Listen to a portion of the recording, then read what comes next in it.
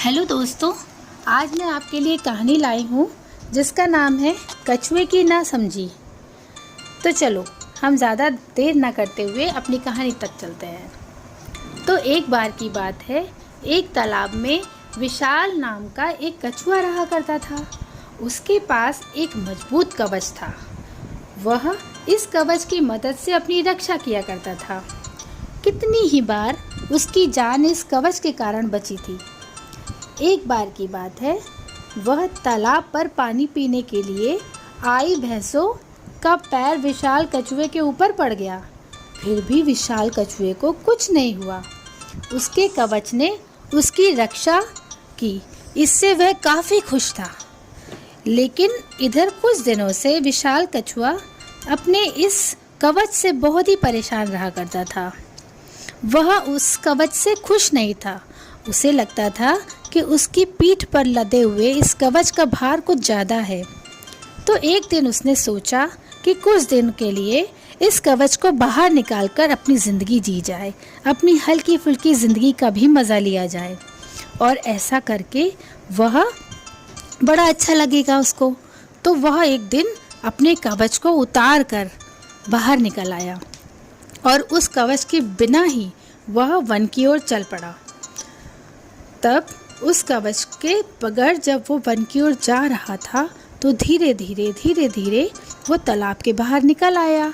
और तालाब के बाहर निकलने पर वह इधर उधर घूमने निकल गया। और जब वो घूमने निकला तो उसने देखा कहीं बहुत दूर से बहुत सारे हिरणों का झुंड पानी पीने के लिए तालाब की ही ओर आ रहा था और वह तालाब के बाहर निकल रहा था। तो वह डर गया और तभी वहाँ पर देखा एकदम से बहुत सारे हिरण तालाब के अंदर जाने लगे और वह वहीं पर बैठा हुआ था बिना कवच के। उसने देखा कि वो सारे हिरण उसके ऊपर पैर रखने लगे। अब वह वहाँ से भागा पर वो भाग नहीं पाया। उसे काफ़ी चोटें आईं।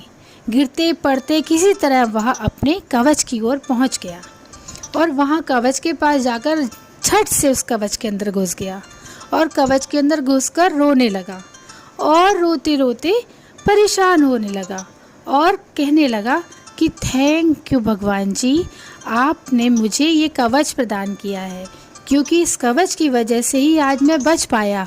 नहीं तो ये सारे हिरण मुझे कस के दबा देते और आज मैं ज़िंदा नहीं बचता। और उसने प्रॉमिस किया भगवान से कि आपने मुझे जो भी परिस्थिति दी है उसको मैं सहर्ष स्वीकार करूँगा और उसमें बार बार अपनी राय, अपनी जो गलत निर्णय है उसको हावी नहीं होने दूँगा।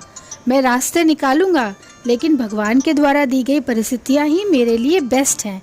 रास्ते उसी में से निकलेंगे, उसको छोड़कर नहीं।